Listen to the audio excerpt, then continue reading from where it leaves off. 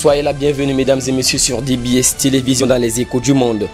Au Japon, cela fait 10 ans aujourd'hui qu'un séisme, un tsunami et un accident nucléaire ont frappé le pays, ceci en faisant un bilan de près de 18 500 morts. C'est à ce titre que ce jeudi 11 mars 2021, le Japon rend hommage aux victimes au cours de plusieurs cérémonies publiques et privées. Cette triple catastrophe survenue le 11 mars 2011 a durablement traumatisé toute la nation japonaise et a affecté la communauté internationale. En effet, le lourd bilan humain estimé à 18 500 morts ou disparus a été notamment causé par un gigantesque tsunami dont les vagues hautes se sont abattues sur les côtes du nord-est japonais. Ceci peu après le tremblement de terre de magnitude 9,0 qui a secoué le pays. Puis à la même période, l'accident nucléaire a suivi à la centrale de Fukushima Daiichi, envahi par des flots où les cœurs de 3 des 6 réacteurs sont entrés en fusion. La centrale nucléaire a causé des radiations et forcé des dizaines de milliers de personnes à partir.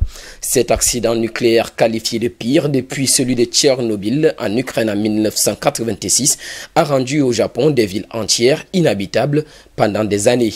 Au Japon, ce jeudi, faut-il le marteler, une minute de silence a été observée dans tout le pays, puis une cérémonie où se sont exprimés l'empereur Naruhito et le premier ministre Yoshihide Suga a suivi à Tokyo.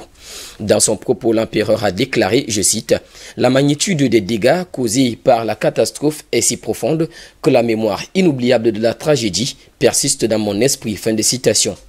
Quant au Premier ministre, il a rappelé, je cite également, « Notre nation a vécu plusieurs catastrophes qu'on peut considérer comme des crises nationales, mais nos prédécesseurs ont surmonté chaque crise avec courage et espoir. » Fin de citation.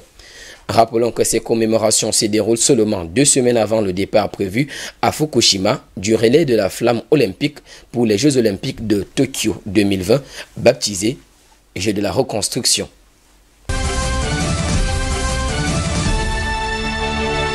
En Birmanie, par le biais d'une déclaration unanimement adoptée, le Conseil de sécurité de l'Organisation des Nations Unies a appelé ce mercredi 10 mars 2021 la junte birmane a fait preuve de la plus grande retenue face aux manifestants.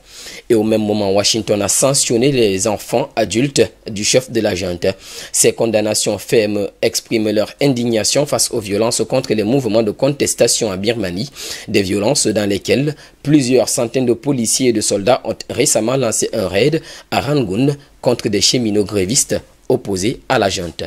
Selon le département américain du Trésor, les États-Unis sont intervenus en instituant des sanctions contre 2 enfants adultes du dirigeant de la junte qui s'est emparé du pouvoir. Ces enfants, faut-il le marteler, ont des intérêts dans des entreprises qui ont directement bénéficié de la position de leur père et de son influence néfaste. C'est du moins ce qu'a indiqué Washington.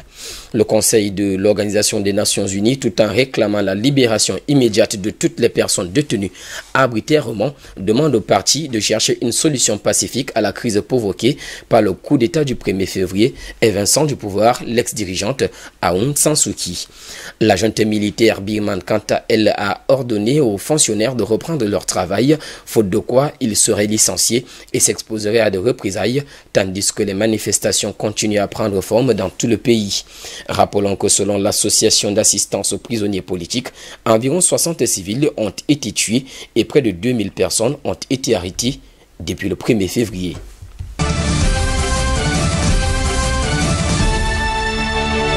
Aux États-Unis, le Congrès américain a adopté ce mercredi 10 mars 2021 le plan colossal de relance économique.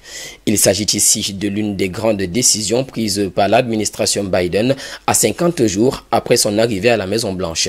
Grâce à ce plan de relance économique, la plupart des Américains auront droit à une aide directe de $1 400, car la version définitive du plan de relance économique est de 1900 milliards de dollars, voulu par le 46e président américain Joe Biden.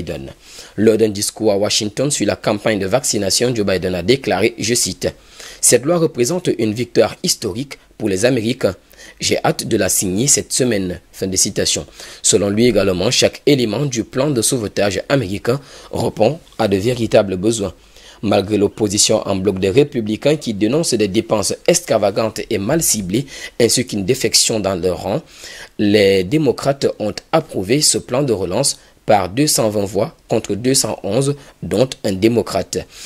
Pour éviter la suspension prévue d'allocations chômage exceptionnel, le président américain doit promulguer le dit plan à temps le vendredi 12 mars 2021. Baptisé American Rescue Plan, il est à noter que ce plan massif de 1900 milliards de dollars doit permettre de financer la campagne de vaccination contre le Covid-19. Il doit également permettre l'achat des fournitures médicales, de nouvelles mesures de soutien aux ménages, aux petites entreprises et aux autorités locales, ainsi qu'une aide directe aux Américains. Il comprend aussi des mesures de lutte contre la pauvreté inédites depuis les années 1960. Rappelons que la pandémie a fait plus de 500 morts aux États-Unis. La première économie mondiale s'est contractée de 3,5% l'an passé, ce qui représente sa pire année depuis la Seconde Guerre mondiale.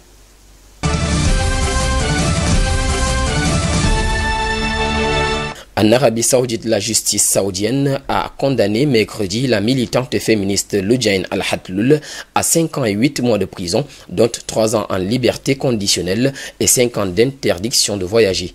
Celle-ci avait été libérée le 11 février dernier en raison de la prise en compte de sa détention provisoire. La militante était notamment connue pour avoir fait campagne contre l'interdiction de conduire faite aux femmes en Arabie Saoudite.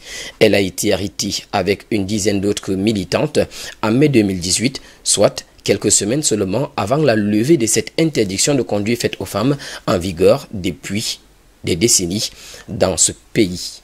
Âgé de 31 ans, Loujain Al-Hathloul avait été condamné fin décembre à 5 ans et 8 mois de prison en vertu d'une loi antiterroriste, une peine assortie d'un sursis qui la rendait libérable rapidement car la période passée en détention provisoire a été prise en compte.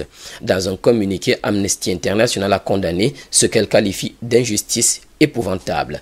Selon la directrice adjointe d'Amnesty International pour le Moyen-Orient et l'Afrique du Nord, Lynn Maalouf, je cite, le verdict d'aujourd'hui n'est que la dernière démonstration de l'intention de l'Arabie Saoudite de continuer à écraser toutes les formes de dissidence à l'intérieur du pays.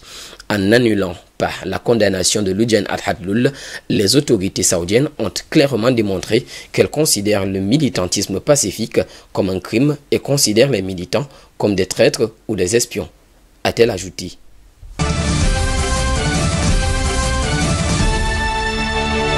Et pour finir en Russie, parlons de révolution technologique. Des supermarchés proposent d'ores et déjà un système de paiement par reconnaissance faciale. En effet, le premier groupe de distribution du pays, le russe X5, a annoncé la mise en place de cette technologie dans des dizaines des établissements qui lui appartiennent. Malgré la réticence de cette technologie par certains, d'autres par contre semblent être réceptifs.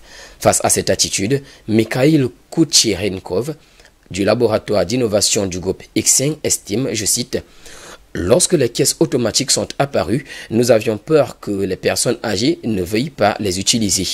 Il s'est avéré qu'ils l'ont accepté.